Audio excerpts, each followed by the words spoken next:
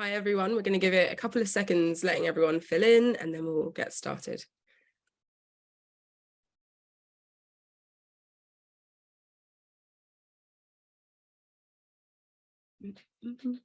Sorry, I was on mute. Ben, do you want to do your lift music that you usually do at the beginning of sessions? What is that song called? That something from Ipanema, something. I don't know, but it's a great choice. Good to go.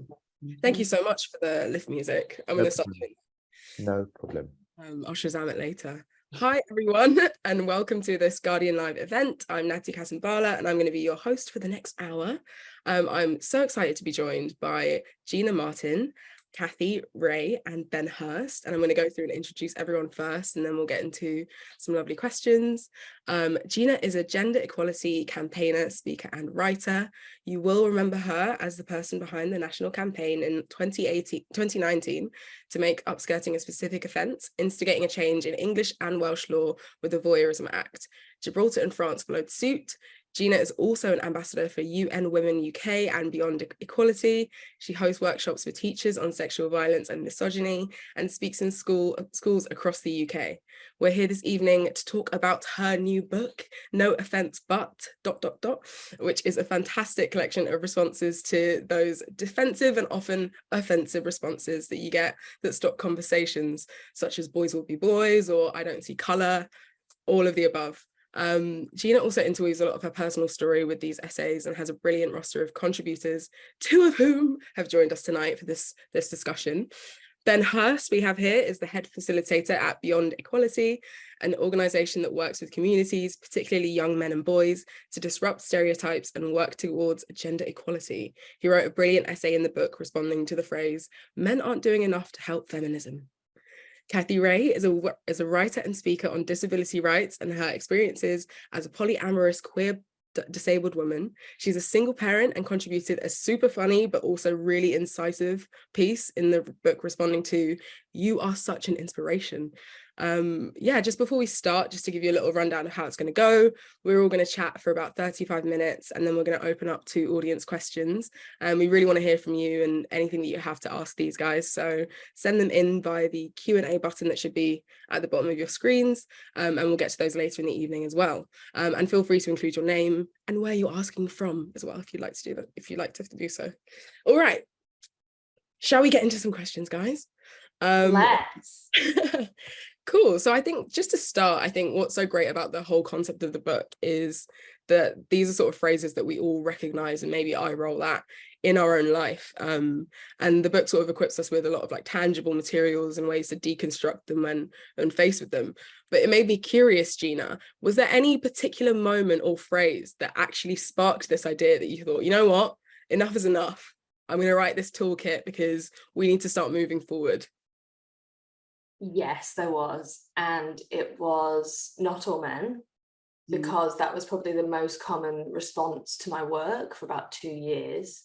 I had quite a kind of regular series of like in-person interactions after events when I would kind of come off stage or I would finish a session, where someone would kind of come over and really well-meaning talk about what I'd discussed and then really want confirmation from me that that was the case, that it wasn't all men that were perpetrating these kinds of acts of kind of overt sexual violence.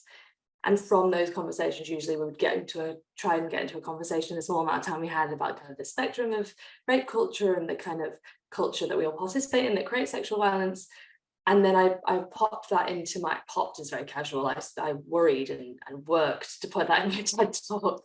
When I did my TED Talk, I think it was just before the pandemic, but time is a time warp since COVID happened. Yeah, it would have been 2020, beginning of 2020. And I was really keen to reframe that phrasing in the TED Talk and like ask what, how many of us are asking like, not all men are, calling in friends who say things to a man they would never say to a woman, and not all men are looking at what misogyny really means and how rape culture really operates. And that was this kind of part of the TED Talk that a lot of people, that resonated with a lot of people, and a lot of people reposted and talked about. So I felt like there was a need for this book, but also I just spent probably 2 years getting messages asking how to respond to different phrases around sexism and misogyny too. Yeah, amazing. And then I guess the next step is then to sort of curate what else goes on that list and who else you want to sort of bring into the fold to help you attack this or tackle these sorts of topics. What was that sort of process and creative thinking like when it came to selecting the lineup? Yeah, that was essentially, I think, probably a slightly selfish process, in terms of I was just really interested in all of these phrases myself and knew I couldn't tackle them, and just knew I had this network of people that were doing such excellent work and who I'd learned from personally, and who I'd been able to like expand my thinking by reading their work and reading their commentary and looking at what they do and how they work. And so I essentially sat down and was like, if I could get 10 people to write in this book, who would those 10 people be? And that was a process in terms of like, you know, the pitch of the book and convincing people to, this is kind of an interesting format in that it's not an anthology, but it's sort of somewhere in between. And so once I'd written down those kind of 10 people, I ended up contacting them. But there was also a collaborative process in that, you know, there were some people that couldn't be involved. There were some people that there were some gaps I hadn't considered through my own kind of ignorance. Me and Kathy will probably talk about that in a little bit. Kathy was quite proactive in being like, is there disabled representation in this book? And if not, can I be in it? And I was like, yes, please. So yeah, it was kind of those 10 phrases I really wanted to cover, the kind of things I'm interested in, the kind of things I would like to learn more about how to respond to, the kind of things I think dominant groups could learn how to respond to, and then who could do that. And there was just so many amazing people around me that I was learning from, that I was lucky to be able to find them. Yeah, amazing. That actually segues nicely, because my next question was for you, Kathy, because I think yours is definitely one of my favorite chapters in the book in general, and yours, Ben, and all of yours, Gina. You don't have to say that. All of them are my favorite chapters. That's so weird. So weird. But one thing in particular I think really stuck with me was sort of your breakdown of the difference between a medical model of disabilities versus a social model of it, and how that distinction kind of shapes the whole way that we as a society perceive disabilities or accessibility as an individual's problem versus as something that society needs to address, and it's a societal responsibility. I wondered if you could sort of talk a little bit more about the distinction between those two and how that sort of like plays out in the real world. Sure. So like, as you said, like the medical model is all, it's what medicine is founded on, right? Eugenics, and like the fact that if you don't have a perfect body or perfect health, that is somehow the fault of your body or the fault of you. And the social model is much more interested in, well, if things aren't accessible to you because you're sick, or because like, sorry, let me start that one again. Things aren't accessible to you because they're inaccessible. They're not inaccessible because you're sick. Like, they're inaccessible because they're at the wrong time. They're inaccessible because there's stairs and no lift. They're inaccessible because there's no closed captions. They're inaccessible because nobody's wearing a mask, that kind of thing. And it's turned it on its head. And we've all been raised in a society where overwhelmingly, you know, we're taught that our bodies, if we don't look after, we are responsible for our bodies. And so if we don't look after them well enough, we are not well people, and that is our fault. And so then what happens to disabled people in that mix, either whether you're born with disability or whether you acquire disability, are we saying that it's our fault? Because that doesn't sit right with me. And so yeah, so I kind of mostly subscribe to the social model of disability, which tells us that it's the world around us that's at fault. But I also recognize that there are things about my disability that are a struggle and would be even if the world was fully accessible. And I'm sure lots of disabled people might agree with that too. You know, there's pain that I experience that is nothing to do with the fact that things are inaccessible to me. I just experience that pain. And so yeah, but it's an interesting kind of thing to think about. And when you really break it down, you know, the way we've been taught to view disability is so dehumanizing and so just so focused on the person or the disability being the problem, But when we turn it on its head and realize that actually it's the world that doesn't cater to us, we didn't ask for this. Nobody asked for this. Yeah, it feels more empowering. I totally agree. And I think you sort of illustrate that really well by talking about how that then translates into, you know, disbelief over people who are disabled being able to do the same ordinary things as other people, when really that should be an indictment on the world around us, that is seen as some kind of miracle, you know, in a sense. Yeah, definitely. Yeah, like every juncture of my life, it's been like that.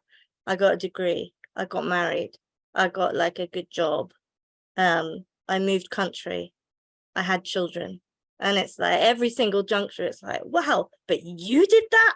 I mean, it's great you did that, but also you? Like, what? You're not allowed to do that.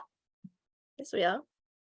And I think something else that you touch on, and that I think a lot of the different phrases touch on in this book, is the trickiness when it comes to these kinds of phrases that are also positively coded still. And like the ways that can impact how they're received, you know, or how you're able to address them when it comes to a real life situation, you know, not just theoretically. I wanted to know, yeah, what would you say are some of the ways that sort of like, I want to call it like a double-edged compliment, or that kind of insidious type of like trying to praise you, how does it sort of impact how people receive any criticism or pushback that you're able to give when confronted with that sort of "you're so inspiring" rhetoric?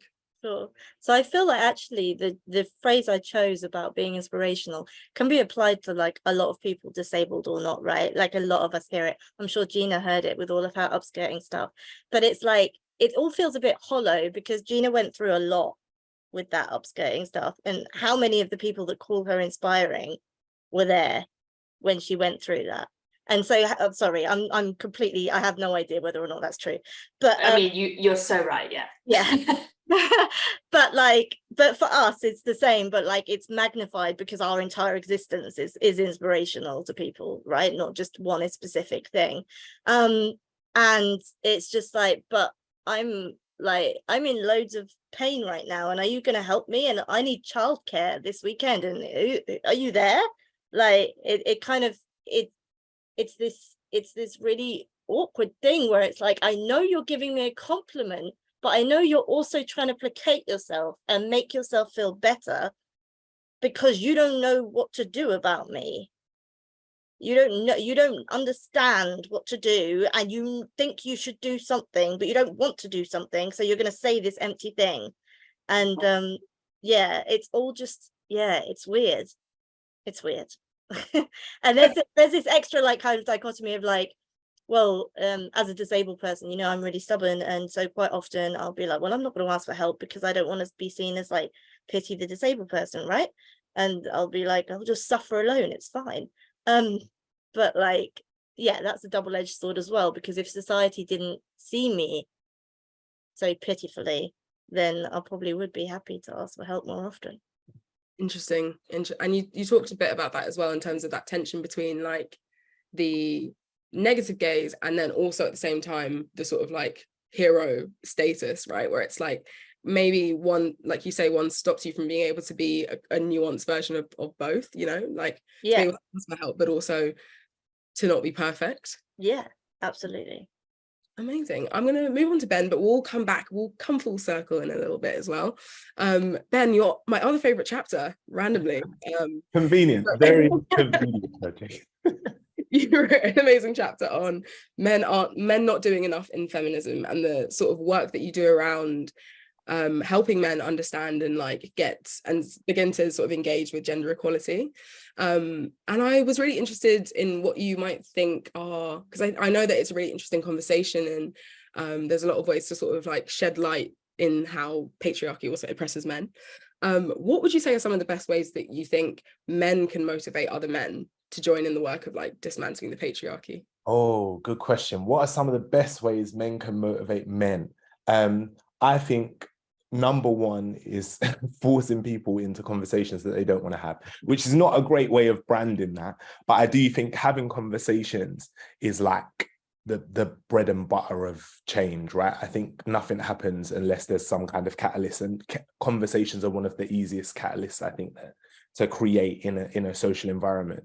I think those conversations can be really difficult, like they can be really uncomfortable, but also there is a reality that for men, in this kind of context where we're talking about feminism and gender equality and all of those things that are involved in that, I think that's probably one of the easiest things to do, right, is to have a conversation. So I think where it's like like on a risk reward axis, it's like a low risk, high reward action that people can take.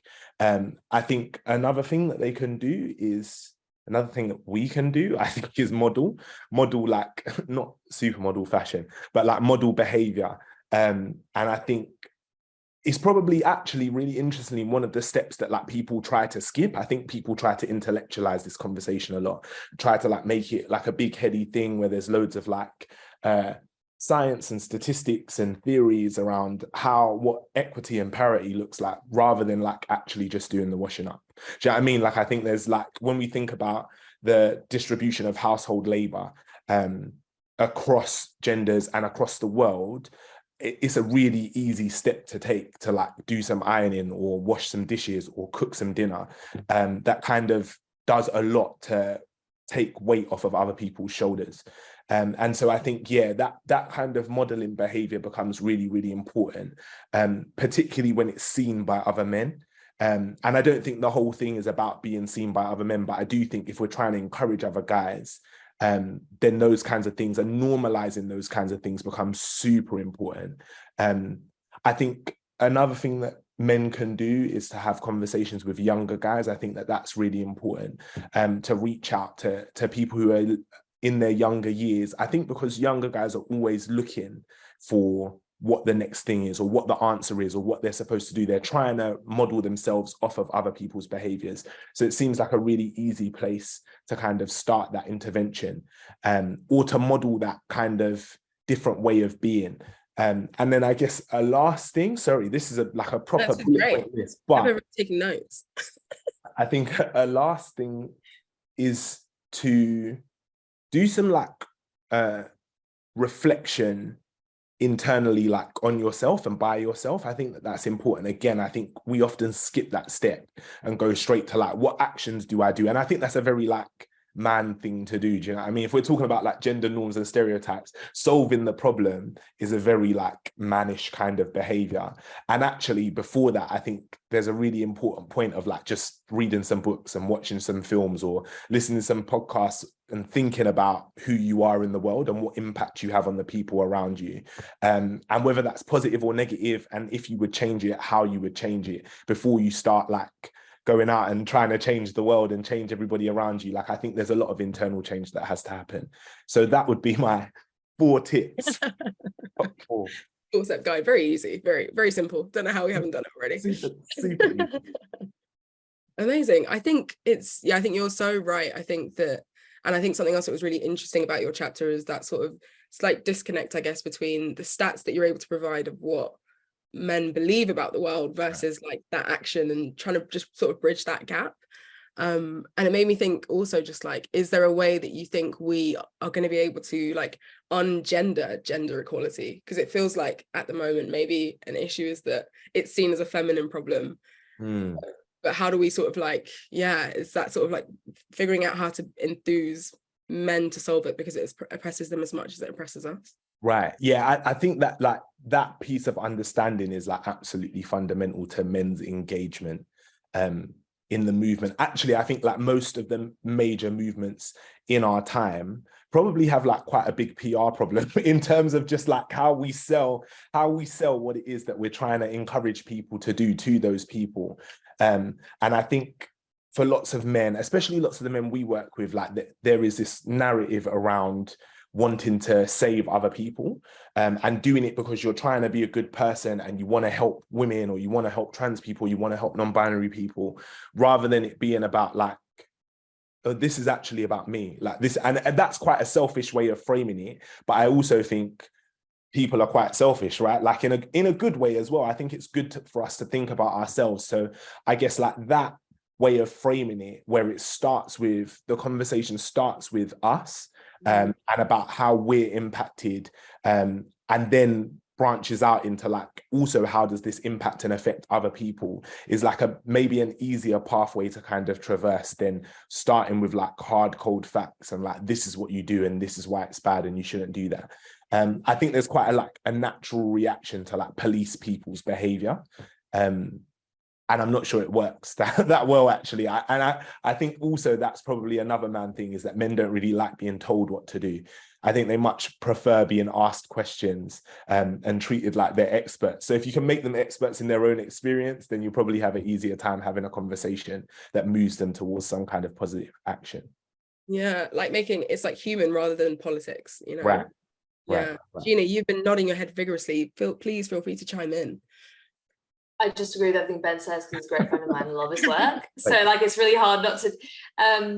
Yeah, I loved his chapter. I feel like when I asked him to write this chapter, I asked quite a big challenge of him, because I think this phrase is maybe one of the most unexpected in the book. I didn't just say to Ben, I didn't ask him to write on his experience and also blow that out into the structural. Like, I was asking him to respond to a phrase that often a lot of women are saying and really struggling with, and really feeling like there's a doomism element to that phrase. And there was another phrase, actually, I don't think I've even told Ben this, that I was considering him, that I wanted him to write on potentially, but I knew his answer to it would be so short that there'd be no, because I know Ben always gets asked, you always get asked, like, the other one was, how do we, like, do you not think we need more events and feminist spaces that involve men? Like, men aren't going to want to do this. Like, how are we going to involve men in this? And I remember once Ben telling me at an event, someone asked you this, and you were like, yeah, like, you should go make that then. That's not going to be enough. That's not going to be enough writing. But I think this was a challenge. Like, this is a challenge, this phrase. But I think he did a really good job of exploring the tension with that in that phrase. And I think it was a really validating response to that phrase. And at the same time, gave us like models and green flags and things to look at that we can then work from in ways that we can actually actionably apply the thinking that he offers in the essay. So I was really proud of it. Yeah, I'm really happy with both their chapters. Are amazing. And to be honest, what I will say is that, like, it was a pleasure to work with them both, because Ben's a really great friend, and Kathy, actually, I think I say this all the time, but Kathy literally almost sent the essay in before I even briefed it. It was so effective. It's like a pleasure to work with them both.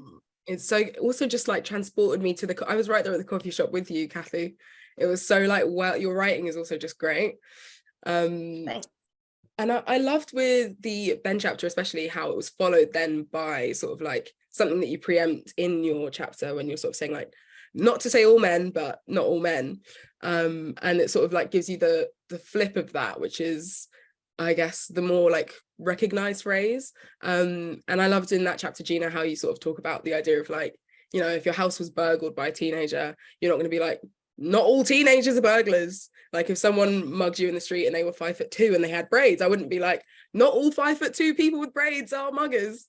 What do you think it is about that specific conversation, and or maybe our culture in general, that like sparks such a, I guess, like a defensive solidarity between people of that gender, and how do we help to sort of unravel that I guess, like, knee-jerk reaction?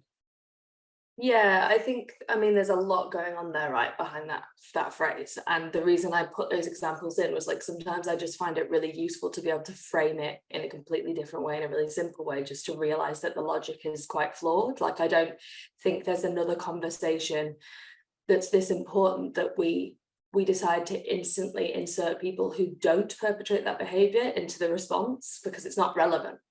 But we do that with this all the time.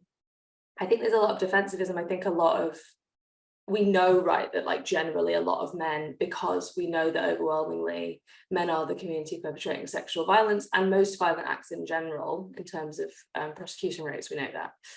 But we have this kind of culture in which I think men and boys feel like they are perpetrators before the conversation has even began. And I don't think they have the framework a lot of the time to make a kind of a critical evaluation of what we're saying when we're talking about sexual violence. I think a lot of the time the feeling is that we're saying, for instance, when I'm doing the talk and someone comes up to me afterwards, I gleaned from that conversation the takeaway had been that I had essentially said that most, like, all men are essentially upskirting people. And of course, it's more complex than that, but I don't think that men have the frameworks and have had the support and the emotional introspection about this issue to be able to be like, okay, let's have a critical discussion about it. And so instantly it's a lot easier to be defensive. And I also think that a lot of men know that they belong to the community that perpetrate these acts, and they don't really know how to have that conversation. They're very uncomfortable with that conversation. And when we're incredibly uncomfortable with the conversation, the easiest thing to do is to distract from it, right? And try and sort of destroy the evidence in front of us, because if we can kind of destroy the evidence, then maybe the issue isn't as big as we think it is. And then I don't have to engage with it, right?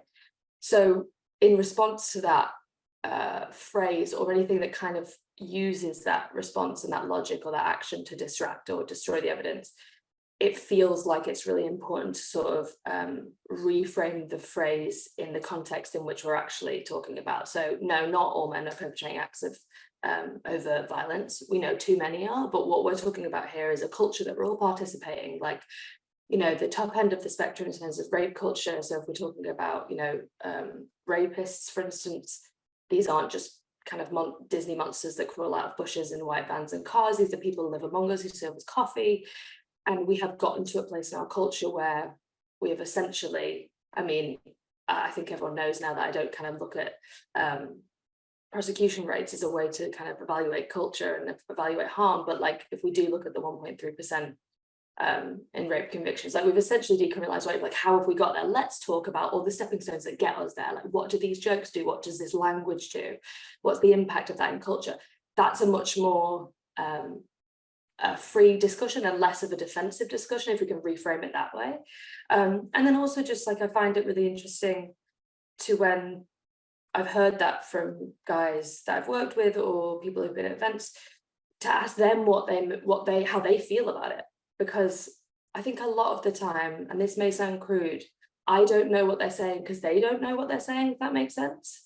Like, they're struggling to articulate in their response, and it actually helps to tease that out and see how they feel about it and why they feel defensive. And then we can have a conversation after that point. Because it's kind of like an instinctual response, maybe more so. Yeah, it's reactive, yeah. And we've been taught it, right? Like, we don't see not all men everywhere, but we see the same thinking and the same logic across the board in the mainstream too. So I think a lot of men, that's a comfortable place for them to go. And then after the fact, it's kind of like, oh, okay, yeah, no, I see why that maybe not be helpful if we have the time to have that conversation.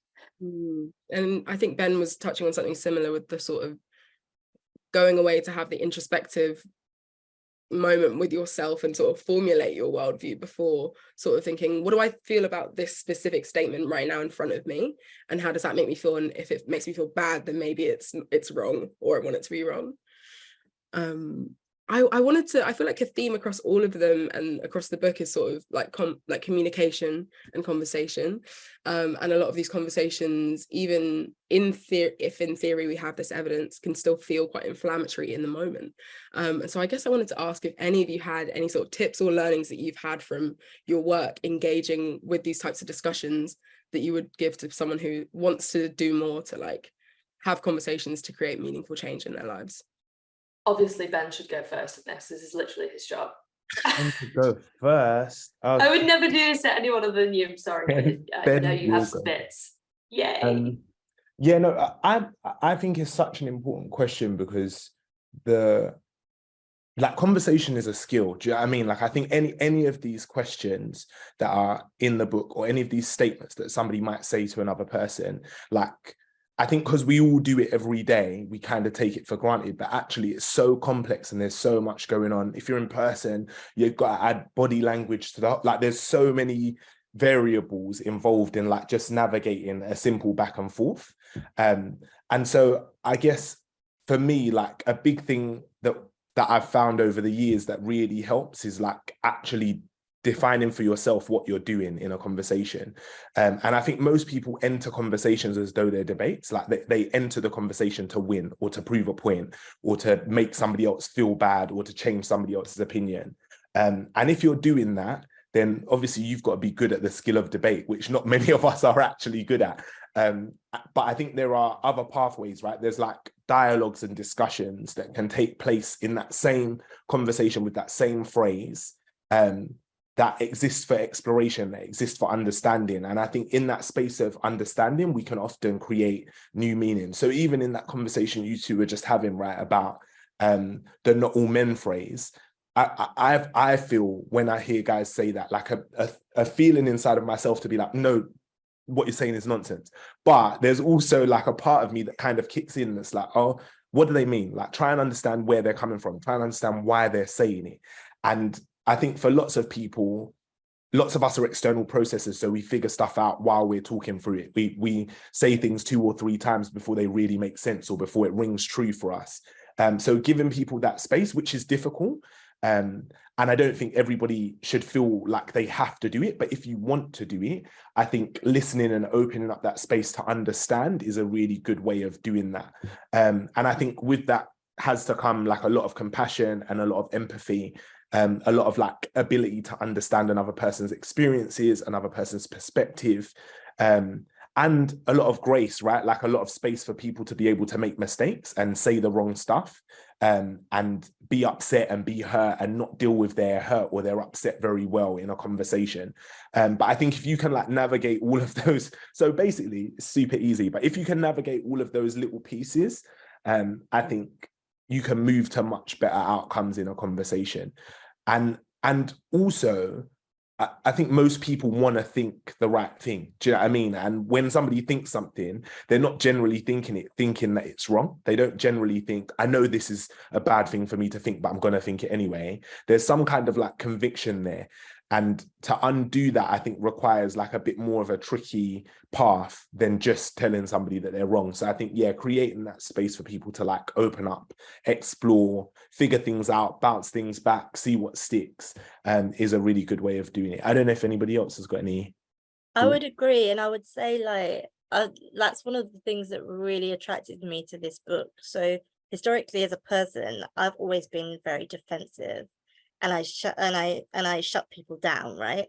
And sometimes that's because I feel like I don't know enough.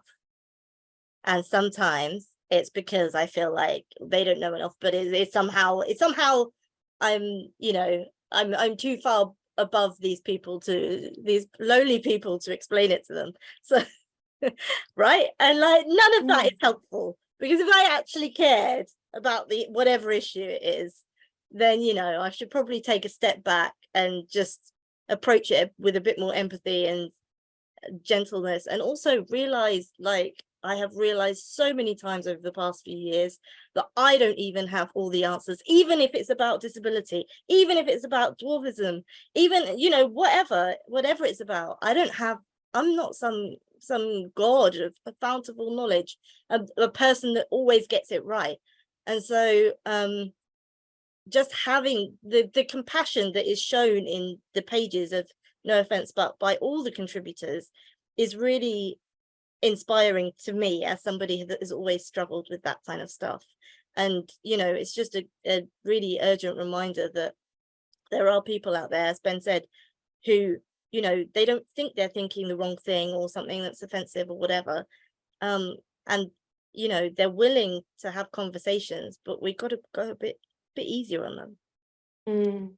I just want to say that I really appreciate you both sharing that, because I think it can be easy for people to see people like you, Kathy, and like Ben, and be like, oh man, internally we go like, oh, if I just do this, this and this, if I can get to this level and I can do this work, then I'll be able to just have the conversations and people will just get the stuff. And I was saying to Ben last night, we had a quick chat before this session. Wow, it's a corporate. Yeah. Yeah. And I was saying, like, we don't have, and I don't think anyone really has, like a secret formula or a silver bullet for getting people to just get stuff. Like, if they did, we wouldn't still be working in this work. Like, people have been doing this work for centuries for a reason. Like, there isn't that magic secret formula that changes minds. And also, like what you both touched on there, which is that there's context to these conversations, there's relationships in these conversations, and there's deep emotion in these conversations, because there's harm that's been perpetrated again and again under these systems. And I think there's questions to ask yourself before those conversations. Not everyone has to, what I really want to say is that this book isn't just like reach across the aisle. That's not what this book is, right? Like the point of putting it together for me was like, from the person I am in the world, the social location I'm in, you know, the person what I look and sound like as a white, you know, cis woman in the world. It's like, I really wanted to make something that hopefully like dominant groups and dominant communities could be like, because my hope is that, you know, my chapters help women be able to respond more articulately about misogyny and sexism, but I also really hope men read it, and men are using those chapters with their male friends. And I really hope that non-disabled people and people without disabilities reading Kathy's chapter, and when they hear someone saying that, they're saying it to their friend, right? And like, so it becomes a tool across dominant groups, because there are situations and there are phrases in this book as well in which there are going to be people who are like, there's too much harm perpetrated for me to have this conversation with this person, or I don't feel safe to have this conversation with this person. But there's also a lot we can learn in dominant groups in terms of taking that burden off people and starting to have those conversations more and disrupt them more. And we can hopefully do that with compassion, because we are not the ones living under that system being harmed by it every single day, right? So, and a lot of the tips as well that Ben shared, those kind of active tips in conversation, I actually want to just note that I made a resource of Beyond Equality, of which Ben is facilitator. I made it with Dan, that we're going to give out with everyone that comes to the events, of all kind of tips and tricks and active ways to kind of have these conversations, both in things to think about before, how to resource yourself up if you feel like you can't have it, how to go back and resource yourself up so you can come back and have a better conversation, how to have them after the fact, not in the moment, a bunch of stuff. Because I think there are ways we can do it, but I just wanted to note that fact that there's, like Ben said, not everyone has to, and it's, if you want to, then there's resources here to help you. Yeah, we're running out of time, but I did have a question about that as well, that was sort of just, yeah, the role of the educator as someone in a marginalized group. You know, is debate always the healthiest option for everyone to sort of shoulder? But you guys have answered that already, basically. I think sorry, just one tiny thing on that. I think as well, like, we've got to give people outside of our groups a bit more credit. Like, a lot of them are like really good at and a lot of people in our groups aren't really good at having these conversations. So like, yeah, I just wanted to add that. But I really agree with what Gina said. The burden shouldn't always fall on us. And it would be great to know that this book has hopefully like emboldened more people that aren't in those marginalized groups to have those conversations. Yeah, amazing. One quick fire question before we go to audience questions. I wondered if any of you had one thing that makes you feel hopeful that meaningful change is possible. Yeah, this. People I work with every day, like I don't think I would. People always ask me how I do this work, and I'm like, it's really hard, and I cry a lot, but I also get to spend time around people that actually really care about people and don't have to be forced to, and are actually doing things to change society on a cultural and structural level, and that gives me hope every single day. That's how any change has been made, is by people, advocates and writers, activists and artists. Amazing. Yeah, I would echo that. I think you know, like when you're on the outside looking in at like these pieces of work that people are doing, or the things that people are focusing on, or the big conversations, big topics, difficult discussions, I think you have no idea of like the work that's happening often under the surface, and how many people are like pouring their life energy into like trying to solve these problems or trying to figure out ways of having these conversations. And I know like in the work that we do with men and boys, like we've trained and we know like maybe 500, 600 guys who are all having these conversations every day. And there are even bigger networks beyond the network that we have that are all working in that same area. And I think I've recently learned a lot about like climate and the climate crisis and the climate movement. And the same thing applies, that there's like massive networks of people who have dedicated their lives to like really finding these solutions. So I think what people are drawn to is problems and issues, and I think rightfully so.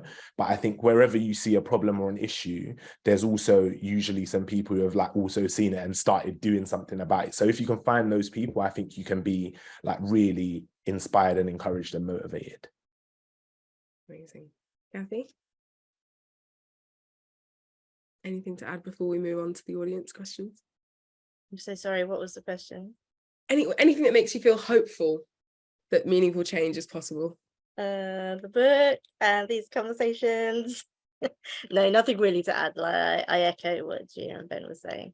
Amazing. Sweet. All right. So now we're going to get into some questions from the audience, which you got in advance and also are still filing through now. I think I might have stolen some of them from my script already, so apologies if your question was already asked. I think this one was for you, Gina, or maybe for all of you. How do you switch up from the intensity of your work? And that's a question from Margaret. That's a great question. I essentially tried lots of different things until I found something that works, and what works for me personally is doing the things that I did and loved before this work when I was a kid. So when I think often we like find the thing that makes you happy, find the thing that brings you joy, and for me it's actually just like find the thing that like roots you in that moment and like completely makes you completely present in that moment. So for me, I paint, I play drums, I do the things that little Gina when she was 10 or 11 got so much joy from before she felt like she had to be under the burden of capitalism and then like work really hard, and also be an activist, and also just like I rely and lean heavily, and I mean heavily, on a very, very tight network of people and support system around me that keep me going and keep me feeling like I'm not losing my mind, and I am in debt to them pretty much every day. Amazing. Another one that I have, I'll put this one to Ben. Do you think, and this is Eloisa who asks, do you think that categorizing questions as maybe good or bad / helpful / not helpful, we end up being at risk of closing down conversation? Yeah. I think the place that I learned that is in the classroom, because kids will ask literally anything. They have like no filter, and so they're often their main intention is to like rattle the person who's like facilitating the session. So they're trying to like look for cracks, they're trying to intimidate you, they're trying to make you stumble. But I think actually, number one, like the spirit with which the question is being asked matters a lot, like where is it coming from? But I also think there's valuable learning in any question as long as the conversation is like open and honest. And so I think even when people, and that's difficult to do, right? Like, again, I think some of those questions can be like harmful, some of them can be triggering, some of them can be malicious, some of them can be intended to cause harm. But I think if we can like take a bit of a step back and like find the value in what's being asked, there's usually a way to like turn that into a productive conversation. And I think also it models something, when you're able to do that, it models something about like people's capacity to change, people's capacity to be to listen and to be heard, and all of those kinds of things that are really important. So I wouldn't say there's any like bad questions. I think there are annoying questions, but I wouldn't say there's any bad questions or any good questions. I think a question is just a question, and it depends on how you answer it and what the answer is. Amazing. Joanne is watching in Canada.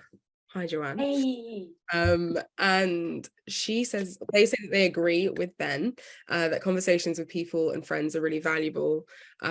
People also have an emotional investment in these issues, just like you touched on. So what are your thoughts on approaching the emotional issue? That could be for anyone. I mean, I would validate people's feelings about these kinds of things. Like, I mean, that's a very broad response, and I don't know whether what Joanne is pointing to there is the emotional like impact of like these systems and the things that are being said, or whether it's like the emotional connection to like a dominant idea, which can be the harmful thing that you're communicating in these phrases.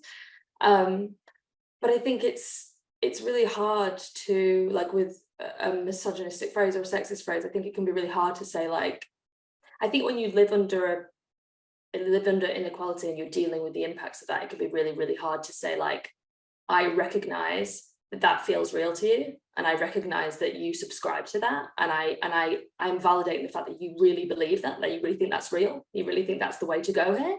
I think because you're like, it's not, so I'm not going to say that because that's awful. I just don't know. But I think being able to like talk to someone about what their attitudes and beliefs versus them, like to separate the two and be able to have a conversation about where they come from. So to create a slight amount of space between the person. So it's not a conversation on you as a person, but it's like, where did these ideas come from? Why do we think these things? Where is that emotion coming from? And I think with people who are, I would like to see more validation of emotion for people who are living under these realities, because I think in conversations that we have around these phrases, it can get really emotional. And I don't want to like say this quote because people say it too much and it's annoying, but it is true. Like the kind of, if it's hysterical, it's historical. Like so many of us have been living with these things continuously, and so there is so much emotion when we have these conversations. And so I'd really like to see both sides validate kind of how they're feeling, and some space removed between the attitude and the person, because it gives you an opportunity to talk. And I guess asking like the reverse of that as well, because there are quite a few people sort of asking about tips with dealing with the emotion, like and I know Kathy, you mentioned getting defensive. What are some of the ways that you would deal with emotion coming from, I guess, from your side, in terms of how you might be sort of triggered by that person's incorrect, different opinions, you know, and their difference of perspective? Incorrect, actually. I mean, yeah, it can be really hard, right? Because like they're literally talking about your existence and how you are in the world and what you're worth, and you know, and that's hard. So a lot of people stumble saying the word disabled for various historical reasons that I won't go into, and you know, and skirt around it and kind of like turn the word disabled into a whole sentence when asking me about disability or my disability, which is a funny kind of paradox, because it's like you're asking me something really invasive about my disability, but you won't even call it a disability. But anyway, and that kind of stuff, you know, that can be hard, and sometimes I'm just like, I don't want to answer. And I have 2 children who have share the same disability as me, and I think actually since having them, that also has taught me to kind of not model the behavior I want to see from them, but model something that shows that A, they don't have to answer anything they don't want to answer, but B, coming at the situation with compassion where possible is ultimately better for all of us. But that can be really tricky in the moment, definitely. Sometimes it can be, and I often, you know, we get a lot of comments as a family when we're out, the 3 of us together, and I will often, you know, talk to my eldest daughter afterwards and break down why I reacted in a certain way and stuff like that. And she's like, yeah, I get it. I'm like, okay, God, thank God. It's good. Yeah, I think that's a really interesting sort of observation, even in terms of the language of how people approach you versus like the action of approaching you. Another question here from Alicia from Birmingham is, do you think that more gender fluidity, and I guess dismantling the gender binary, will help the gender equality cause? And thanks for all the work that you do. Yes, the end. It's not even that it would, I don't think gender fluidity will even help it. It's like, it's the root of it. It's like we've got here because of, I mean, I feel like trans and gender diverse people have been the blueprint for how to run these incredible movements that are dismantling these kind of really set ideas of how we should live as people and how we should measure people's humanity based on their gender. And so like, I think we have a lot to learn from those movements. I think we have a lot to learn from those organizers and those people. And so, man, there's so much I write about that in the book in lots of my chapters, because it just feels fundamental to how we as cis people can move forward with this work, is to learn from those blueprints, and to there isn't gender equality without equality for all people, and that work's been happening for a long time. It's been incredibly inspiring. Incredible. Mona here asks, this is a specific question, what would you say to a bunch of 7 to 8 women and 1 man in a large corporate environment, I guess, who are trying to start a conversation with the larger office community about inclusivity? This is a topic that is close to their hearts, and their desire to effect change is voluntary. It's not in their day job. So as in, so the context of that conversation wouldn't be something voluntary, as in they'd have to do outside of work. It wouldn't be something that would be implemented in their workspace. Yeah, I Is think that what the end of that they means? want to tackle inclusivity in their workspace, but it's not to do with their actual work. Yeah, they're not like. Oh yeah, okay. Yeah, got it. Oh my god, I knew this was going to be part of book press. Is like, what would you say to this? My uncle who said this thing. Sometimes I'd be like, I don't know the context, so I don't know. What I would say is, I would say probably get involved with. I wouldn't say have one conversation. I'd say probably get involved with the wider network, and like I would say, go to Beyond Equality, go to one of these initiatives, do workshops, do sessions. Resource yourself up, learn about these types of things, and then you'll be able to take those actions into your workplace, your home life, your relationships with your children. Your like, it's a process, and it's a lot, it's work, you know. But I also know a lot of people in workspaces who care about the same thing but don't have the structures to like implement something in their workplace, and they have taken it, so they'll like meet up every week, and they have like book clubs, and they have like discussions and prompts they do each week, and they have a glass of wine or a drink, and they sit together and they talk about these issues and what they're experiencing at work. And this, I think what a lot of us forget, that we can just make stuff, like that we can just do stuff without permission, like that's how all this stuff starts, right? So if you care about similar things, if those people are interested in that conversation, then that could just happen right now. Yeah. Anyone else? I'd add to that. Shout out to all of you. Good job. Good job for caring. I mean, there's like, that is a revolutionary act at this point. And so like, shout out to you first of all for caring, but I think also like particularly recognizing that this is voluntary and it's not your day job. I think sometimes people say that, and what that means is like misconstrued as though it's like, oh, this means that we really care or we're really passionate. But actually, I think the flip side of that is that it means that you're probably under-resourced and you're definitely underpaid to like do the work and have the impact. And I can say, as somebody who works on this every day, that like even getting paid for it is probably not enough, because there's so much thinking and so much effort that has to go into doing this work. But the best piece of advice I can give is like, don't reinvent the wheel. I think like, don't spend all of your time trying to figure out the answers and the solutions when there are people who are figuring out those answers and those solutions. So read a book, read some bell hooks, like do something that like will help you to see what people have done before you. Gina's advice, like obviously without plugging hard, like getting in organizations, our organization or any other organization that works in this area, is a really good step, because it's a conversation starter. And I think it raises the awareness for everybody. And hopefully if it's done well, it creates a tone around that like makes it feel accessible and not too intimidating, and not like people are getting in trouble, and not like it's a form of punitive justice. Like it could just be a great, really interesting conversation for us to all have together. And I think if you can get people into that space, then you'll start to see change probably like a lot easier and a lot quicker. But failing that, grassroots it out and like just cause some trouble and do some stuff about permission and see how it goes. And yeah, I think the other thing is like record everything that you're doing, because it will be really useful and really helpful to other people who find themselves in the same position. I want to add something as well.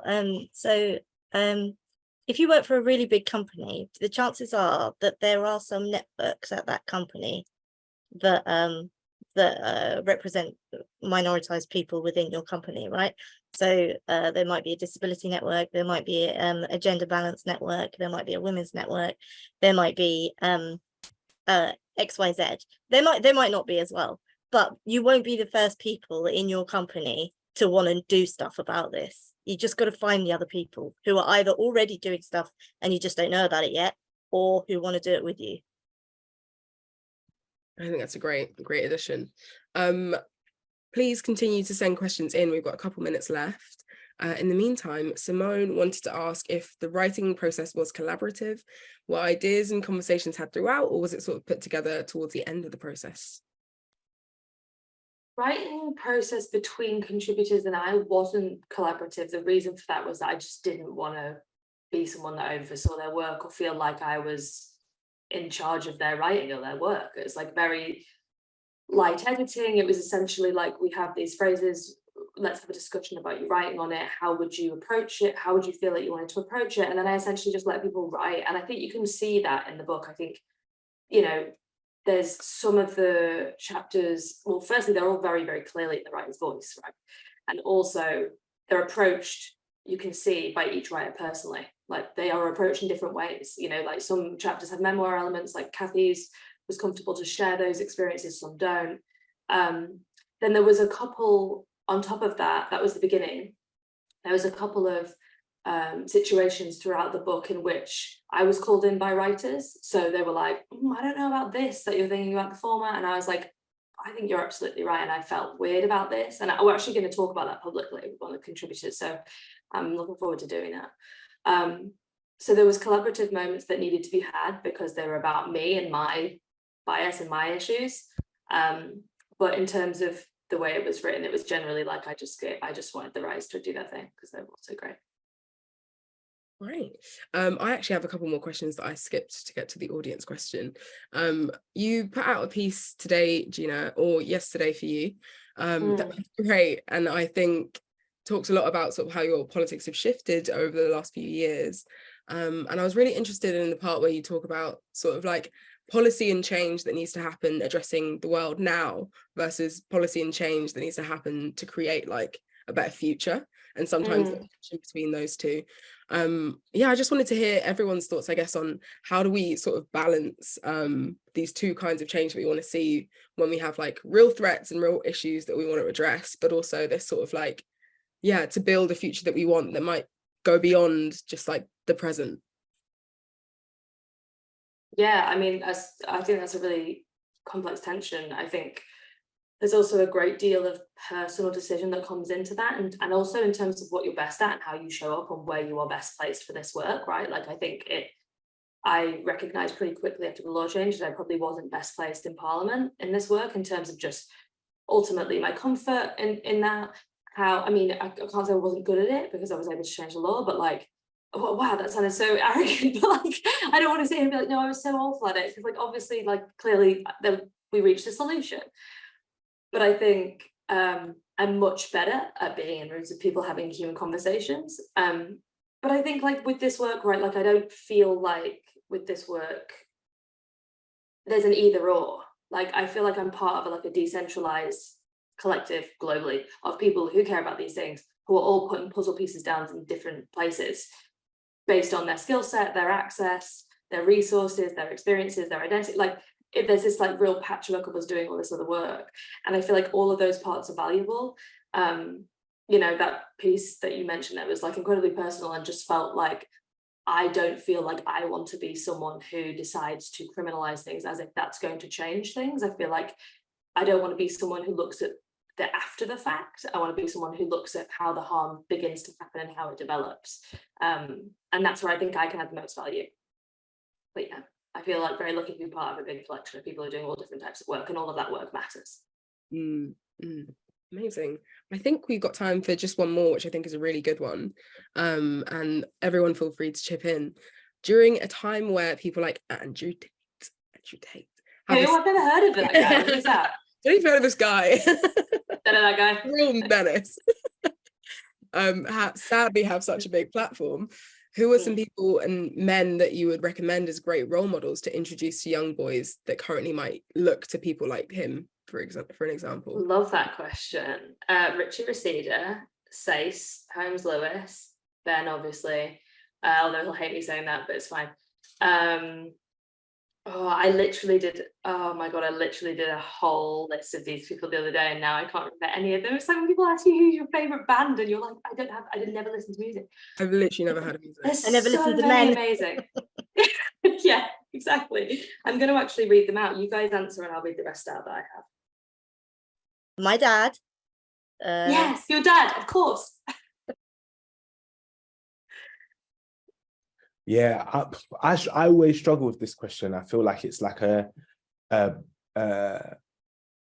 difficult one to answer, because I always worry about like platforming people or putting them on pedestals, because I think inevitably people are going to make mistakes and people are going to fall off. Yeah, so, and when they do, you don't want the whole baby to be the whole baby.